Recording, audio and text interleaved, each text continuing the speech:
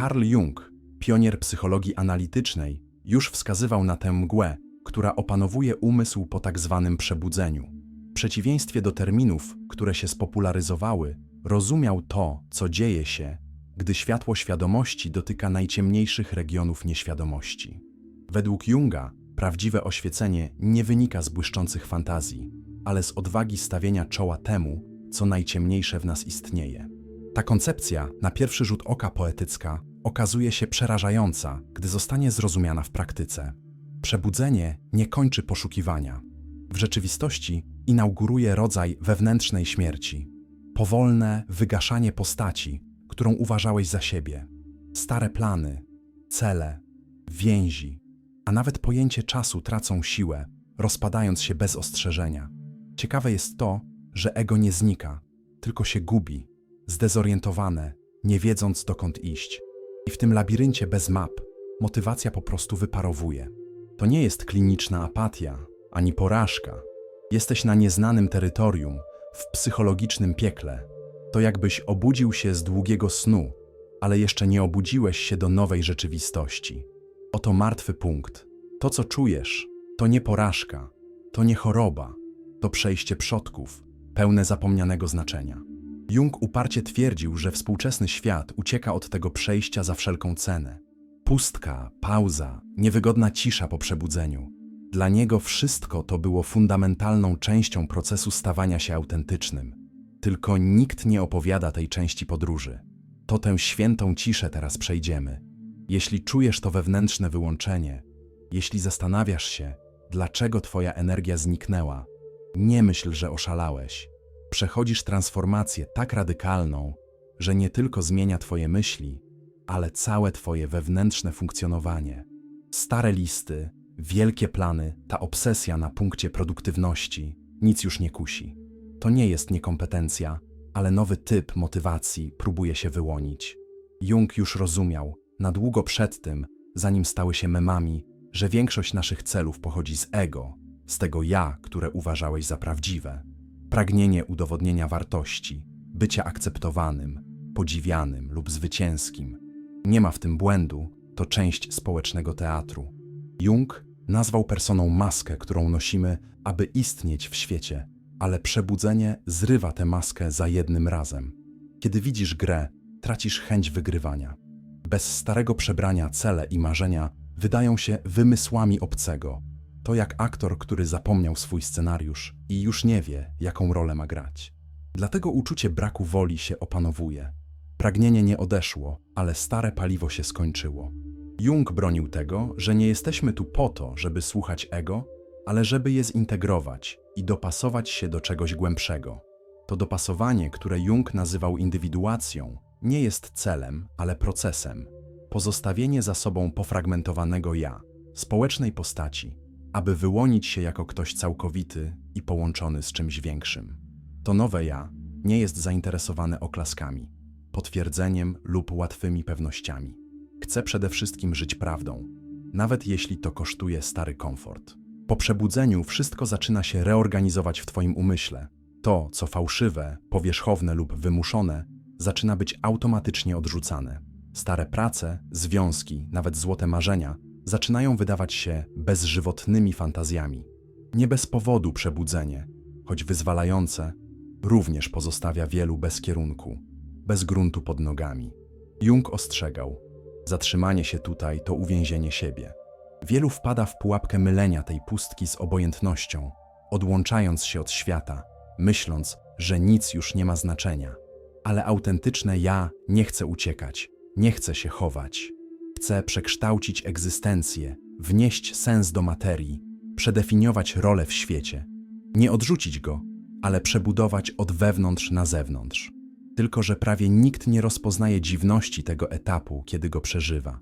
Nie ma w tym glamuru, nie daje zdjęć na rekolekcjach, ani gotowych fraz do dzielenia się. To samotna cisza, nie miejsce między dwoma światami. Po prostu obserwujesz, milcząc, nie mogąc wytłumaczyć, dlaczego świat wciąż się kręci, ale ty wydajesz się być poza nim. W wizji Junga nie zawodzisz, jesteś w przejściu. Przestałeś służyć ego, ale jeszcze nie wiesz, jak zamieszkać prawdziwe ja. Ta przerwa to nie błąd, to rytuał przejścia. Nawet jeśli kultura się spieszy, osądza i wymaga produktywności, podczas gdy twoja dusza prosi o odpoczynek. W dzisiejszym przyspieszonym świecie ten przerwa jest postrzegana jako słabość, lenistwo, niezdolność. I sam zaczynasz się osądzać, tworząc autosabotaż, który blokuje właśnie tę energię, której potrzebujesz, żeby się odrodzić. Jung nazwał ten moment enantiodromią. Punkt, w którym wszystko zaczyna się odwracać. Po przebudzeniu twoje wewnętrzne wahadło oscyluje między kompulsywną wolą ego a zdumiewającą ciszą duszy.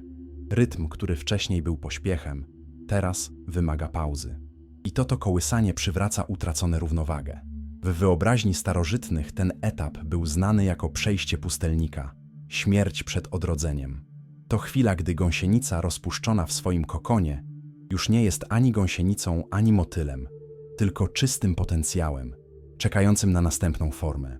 Tutaj ego wpada w panikę, żądając odpowiedzi, kierunków, etykiet, ale wewnętrzny głos szepcze: puść wszystko, bo coś głębszego jest wylęgane. Popularna duchowość próbuje uniknąć tego cierpienia, sprzedając skróty typu podążaj za swoją radością lub myśl pozytywnie. Tylko że Jung ostrzegałby: kto omija ciemność, traci złoto. Tylko ten, kto stawia czoła ciemności, integraluje cień, kto akceptuje przejście przez pustkę i własne rozpuszczenie. To w tej pustej przestrzeni nieświadomość wreszcie może się wyłonić, niosąc prawdę, która wcześniej była niemożliwa do dostępu.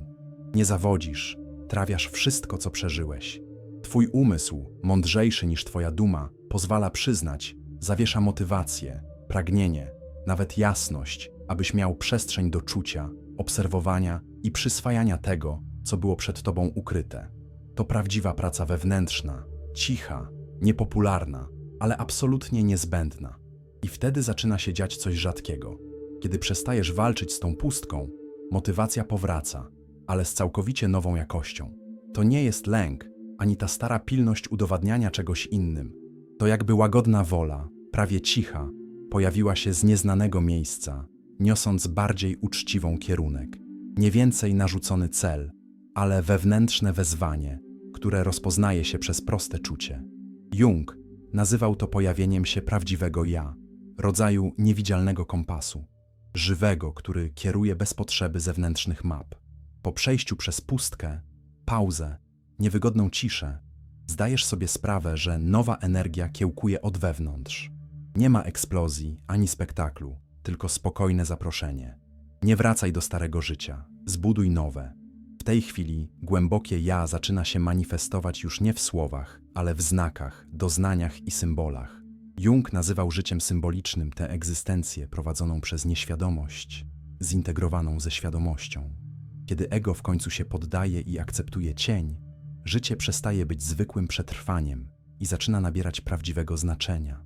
Najciekawsze jest to, że to znaczenie zwykle jest proste. Kiedy jesteś prowadzony przez prawdziwe ja, nie czujesz już potrzeby ganiania za wszystkim. Odpowiadasz na to, co ma sens, nie na to, co jest narzucone. To nie strach dowodzi, ale nowa uczciwość, jasność, która pojawia się bez wysiłku. To nie znaczy, że tradycyjna motywacja znika na zawsze. Nadal możesz czuć zmęczenie, zamieszanie, smutek. Różnica polega na tym, że wewnętrzny konflikt, to uczucie zdradzania siebie, rozpuszcza się. Poszukiwanie wydajności ustępuje miejsca chęci tworzenia bez publiczności, zaprzeczania temu, co nie jest prawdziwe, wybierania pokoju ponad społeczną maskę. To nowe paliwo. To już nie adrenalina, to dopasowanie. To wybieranie ciekawości zamiast obowiązku, sensu zamiast celu. Jung wierzył, że życie symboliczne nie było fantazją, ale głęboką ufnością we własne intuicje, sny i wewnętrzne znaki. W praktyce zmienia to nawet pytania, które zadajesz. Przestajesz pytać, co powinienem robić? I zaczynasz pytać, co naprawdę mnie wzywa. Zamiast jaki jest plan, pojawia się, dokąd życie chce mnie zaprowadzić. Zamiast jak udowodnić swoją wartość, skupienie przesuwa się na co jest dla mnie uczciwe. Stajesz się uczestnikiem własnej historii, nie więcej jej zakładnikiem. To ironia. Rezygnując z zewnętrznej kontroli, energia staje się trwała. Nie pochodzi już z wysiłku, ale z prawdziwego impulsu, który istnieje tylko wtedy, gdy ego zostanie przekroczone, a cień zintegrowany. To motywacja, która rodzi się z prawdziwego ja, nie po to, żeby imponować, ale żeby wyrażać. To ten cichy ruch, który prowadzi kogoś do tworzenia, nauczania, leczenia lub przekształcania. Nie z obowiązku, ale dlatego, że wszystko w nim samym mówi tak. Jeśli stary blask zniknął po przebudzeniu, nie bój się. Stary ogień musiał zgasnąć, abyś dostrzegł głębszy płomień. Ten, który nie zależy od zewnętrznego wiatru i nie gaśnie w burzach życia. Jung nigdy nie obiecywał łatwej drogi dla tych, którzy odważą się przejść przez cień. Jeśli jesteś tutaj, słuchając, to dlatego, że już jesteś w procesie. Nie chodzi o odzyskiwanie starej motywacji, ale o odkrywanie nowej siły, zrobionej z prawdy i uczciwości, nie z wydajności i aprobaty. Prawdziwe przebudzenie to nie koniec twojego poszukiwania, ale początek bycia autentycznym i to może być zarówno zdumiewające, jak i wyzwalające. Jeśli ten materiał pomógł nazwać to, co czujesz, zostaw swój komentarz. Chcę wiedzieć, jak to przejście wyglądało dla ciebie, bo każdy, kto odważy się przejść przez własną pustkę, wzmacnia sens nas wszystkich. A jeśli chcesz dalej eksplorować te warstwy duszy, nieświadomości i psychologii w sposób bezpośredni i bez masek, śledź kanał. Tutaj nie dostarczamy gotowych formuł, ale zapraszamy cię do zamieszkania w twórczym dyskomforcie, gdzie prawdziwa historia się zaczyna i wszystko to, co było ukryte, wreszcie dostaje szansę się przekształcić.